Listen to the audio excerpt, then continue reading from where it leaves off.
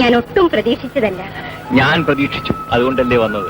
ഡ്രൈവറെ പറഞ്ഞയച്ച് വിളിപ്പിക്കാമെന്ന് വിചാരിച്ചു. ആ കിഴവൻ കേട്ടില്ല. ആ കിളവൻ അസൂയായിരിക്കും, അവനും ആണല്ലേ. അയ്യോ കഷ്ടം. നിന്റെ അടുത്ത് നിന്നാൽ ഏത് കിളവനും ചെറുപ്പക്കാരനാണ്.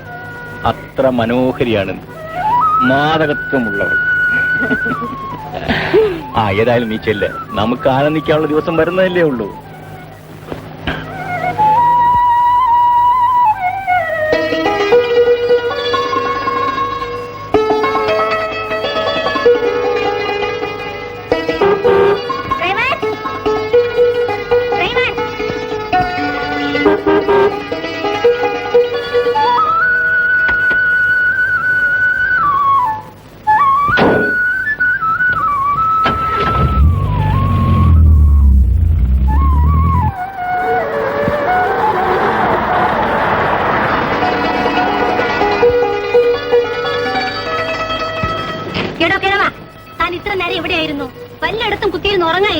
ഞാൻ വയസ്സനല്ലോ കുഞ്ഞെ, ചെറുപ്പക്കാരുടെ ചുണമല്ലതും ഈ വയസ്സിന് കാണൂ. മതി മതി മതി, വിശേഷമൊന്നും പറയണ്ട. ഇതോ കൊണ്ട് പുറകെ വയ്ക്കണം, വന്നിരുന്ന് വണ്ടി ഓട്ടിക്കണം.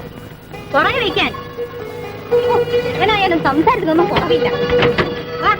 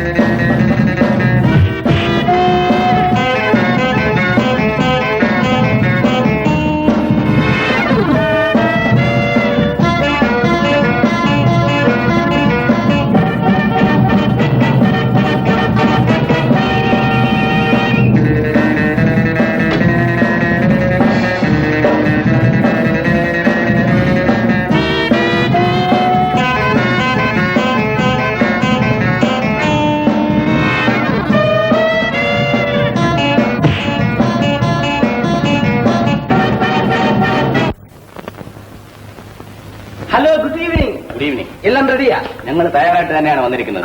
പക്ഷേ വെളിയിലെ ബഹളം കണ്ടപ്പോൾ പ്രോഗ്രാം ക്യാൻസൽ ചെയ്യാമെന്ന് വിചാരിച്ചു. ഇറ്റ്സ് ഓൾ റൈറ്റ്, നിങ്ങൾ ബേജാറാകണ്ട. പ്ലീസ് കമോൺ, നമുക്ക് ആദ്യം സംസാരിക്കാം. Come on come on come on.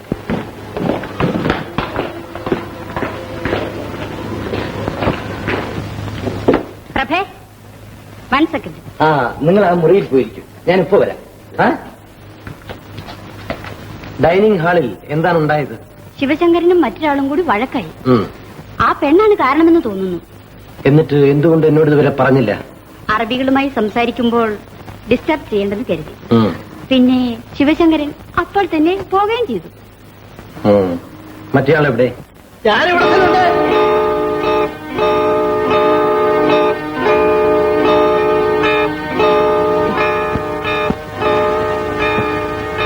നീ എങ്ങനെ ഇതിനകത്ത് കടന്നു? എന്നെ കൊന്നാലും വേണ്ടില്ല. ആ ശിവശങ്കരനോട് എനിക്ക് അത്ര വൈരാഗ്യമുണ്ട്. ഞാൻ അടിച്ചവനെ താഴെയിട്ടിട്ട് ഒരു മേശയുടെ പുറകിൽ ഒളിച്ചു തരുന്നു. കണ്ണ് തുറന്നു നോക്കുമ്പോൾ ഞാൻ ഇതിനകത്ത് നിൽക്കുന്നു. അതെങ്ങനെ? പക്ഷേ എന്നെ ജീവനോട് വിട്ടാൽ ശിവശങ്കരന്റെ മരണമായിരിക്കും. അവനെ കൊല്ലാൻ വരട്ടെ, നമുക്ക് പ്രയോജനമുണ്ട്. ശിവശങ്കരനോട് നിനക്ക് ഇത്ര വൈരാഗ്യം തോന്നാൻ കാരണം? എന്നെ നശിപ്പിച്ചവനാണ് സാറേ ഇവൻ. ഞാൻ ഡൽഹിക്കടുത്ത് ഒരു കൊള്ള സംഘത്തിലായിരുന്നു. അവിടെ വെച്ച് ഇവൻ എന്നെ പിടിച്ചു. എന്നിട്ട് ഞാൻ ജയിലിൽ ചാടി അന്വേഷിച്ചപ്പോ അവൻ ഇങ്ങോട്ട് സ്ഥലം മാറി പോന്നിട്ടുണ്ടെന്ന് അറിഞ്ഞു. അന്ന് ഞാൻ അവിടെ നിന്ന് ഇറങ്ങി തിരിച്ചതാണ് ഈ ശിവനെ കൊല്ലാൻ. ശിവശങ്കരന്റെ വീട് എവിടെയാണെന്ന് അറിയാമോ? കോഴിക്കോട്ടടുത്തും കണ്ട് ഒരു അനാഥാലയത്തിലാണെന്ന് അറിഞ്ഞു. അവന് പാവപ്പെട്ട ഒരു അമ്മ മാത്രമേ ഉള്ളൂ. സാർ, ഇതൊക്കെ ഞാൻ അന്വേഷിച്ചറിഞ്ഞാണ് സാർ അവനെ തട്ടാൻ. ശരി, നിന്നെ ഉടനെ ഞാൻ കൊല്ലുന്നില്ല. കൊല്ലണം സാർ എന്നെ. അവധിക്ക് വെച്ചാൽ പിന്നെ കൊല്ലാനൊക്കില്ല. അത്രയ്ക്ക് വിശ്വസ്തനാണ് ഞാൻ സാർ. നീ വിശ്വസ്തനാണെങ്കിൽ എന്റെ സംഘത്തിൽ ചേർക്കും. പക്ഷേ നീ ശിവശങ്കരനെ പറ്റി പറഞ്ഞത് സത്യമാണോ എന്ന് ഞാൻ അന്വേഷിക്കട്ടെ.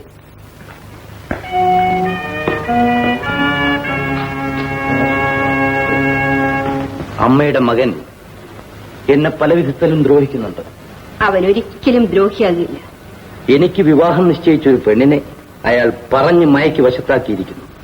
അതിൽ നിന്നും അയാളെ അമ്മ പിന്തിരിപ്പിക്കണം. ഞാൻ ഒരിക്കലും അത് ചെയ്യുകയില്ല. പരസ്പരം സ്നേഹമുള്ളവർ തമ്മിലെ വിവാഹബന്ധം ആകാവൂ എന്ന് നിർബന്ധമുള്ളവളാണ് ഞാൻ. ഇതിന്റെ ഫലം ശിവനും നിങ്ങളും അനുഭവിക്കേണ്ടിയിരിക്കുന്നു. എന്റെ ശിവൻ നീതിയും ധർമ്മവും വിട്ട് ഒന്നും പ്രവർത്തിക്കുകയില്ല. അതിനുവേണ്ടി അവൻ മരിച്ചാൽ തന്നെയും ആ ദുഃഖം ഞാൻ സഹിച്ചുകൊള്ളാം. നിങ്ങൾക്ക് പോകാം. ഞാൻ പോകുന്നു. രാമുണ്ണിമേനോന്റെ മകനാണ് ഞാനെങ്കിൽ ഇതിലെന്താണ് ചെയ്യേണ്ടതെന്ന് എനിക്കറിയാം. ആരുടെ മകൻ? കുഞ്ഞിന്റെ പേര്? എന്റെ പേര് പ്രഭ. ഞാൻ രാമുണ്ണിമേനോന്റെ മകനാണ്. എന്റെ അമ്മ മരിച്ചുപോയതുകൊണ്ട് ഞാൻ നിങ്ങൾ ഒരു അമ്മയെ പോലെ കരുതി സംസാരിച്ചു. പക്ഷേ എനിക്ക് എന്ത് വേണമെങ്കിലും ചെയ്യാൻ സാധിക്കും. എന്താണിത്? ഒന്നുമില്ല, ഒന്നുമില്ല. എനിക്ക് മോനോട് ചില കടപ്പാടുകളുണ്ട്. മേനോൻ അദ്ദേഹത്തിന്റെ സഹായം കൊണ്ടാണ് ശിവൻ പഠിച്ചത്. എനിക്ക് അറിയാൻ പാടില്ലായിരുന്നു. അച്ഛനെ അറിയിച്ചുകൊണ്ടല്ല ഞാൻ ഇങ്ങോട്ട് വന്നത്. അച്ഛനെ അറിയിക്കണമെന്നുമില്ല. മോൻ പൊയ്ക്കുള്ളൂ. ശിവൻ ആ പെൺകുട്ടിയെ വിവാഹം കഴിക്കുകയില്ല. ഞാൻ വാക്ക് തരുന്നു. ഞാൻ പോകുന്നു അമ്മേ.